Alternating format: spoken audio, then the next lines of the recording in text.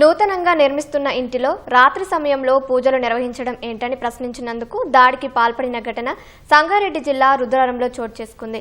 బీహార్కు చెందిన శరవణ్ కుమార్ కుటుంబం రుద్రవరంలో కొత్తగా ఇల్లు కడుతున్నారు. వీరు నిర్మిస్తున్న ఇంటిలో రాత్రి వేళలో పూజలు చేస్తున్నారు. అది గమనించిన పక్కింటి దుర్గయ్య రాత్రి వేళలో పూజలు నిర్వహించడం ఏంటని అడిగాడు. ఈ క్రమంలో ఇరువురి మధ్య వాగ్వాదం జరిగి శరవణ్ కుమార్ కుటుంబ సభ్యులు దుర్గయ్, హేమంత్, ఉమా మహేశ్వర్ పై రాడ్డుతో దాడి చేశారు. ఈ ఘటనలో హేమంత్ కు తీవ్రంగా గాయాలు కాగా దుర్గయ్య, ఉమా మహేశ్వర్లకు స్వల్ప గాయాలయ్యాయి. హేమంత్ ని ఆసుపత్రికి తరలించి చికిత్స అందిస్తున్నారు.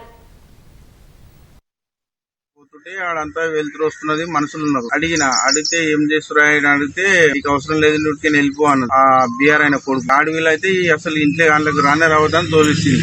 వచ్చి మా వాళ్ళకు ఫోన్ చేసి వాళ్ళు వచ్చినాక అడుగుతున్నాం.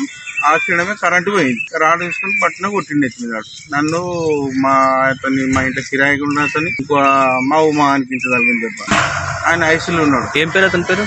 ఏమని అదేదో శుక్ర పూజలు చేస్తున్నాడు. ఏమేమి ఉండాడు ఆడ? బొమ్మ, గుమ్మడికాయ, కొబ్బరికాయ, బురదేని కొబ్బరికాయ, నిమ్మకాయలు, పూలు, పసుపు, కుంకుమ ఉన్నది. ఇల్లు పూర్తిగా కాలేదు. పూజ ఆ టైంలో చేయడం అడిగిన దానికి ఇట్లా రాడు తీసుకుని కొట్టింది.